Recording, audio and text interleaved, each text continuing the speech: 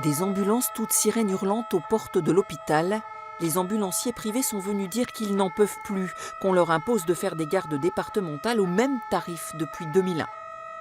Nos ambulanciers, quand ils travaillent 12 heures, ils sont payés 9 heures. Donc on est à bout de souffle.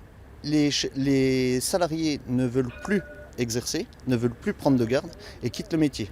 À la dernière session de formation au métier d'ambulancier en Franche-Comté, seuls 9 candidats se sont présentés pour 26 places. Résultat, une pénurie de professionnels avec des conséquences en cascade. Par exemple, un malade doit sortir à partir de 13h30. Quand à 16h, le malade est toujours présent dans l'hôpital et qu'ils ont besoin du lit pour le soir aux entrées de 17h ou de 16h30, vous imaginez les problématiques d'engorgement que ça crée à tous les niveaux. Mais si la mobilisation d'aujourd'hui a été particulièrement forte, c'est aussi que depuis le 1er octobre, ce sont les hôpitaux qui vont devoir payer le transport aux ambulanciers et plus la sécurité sociale, avec un délai de 60 jours, intolérable pour des professionnels qui rappellent que leur rôle est essentiel, surtout en milieu rural.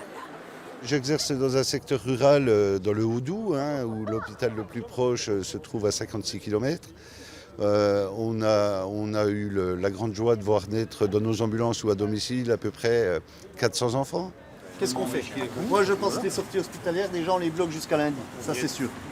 Est-ce que qui est pour, qui est contre? Oui. Pour.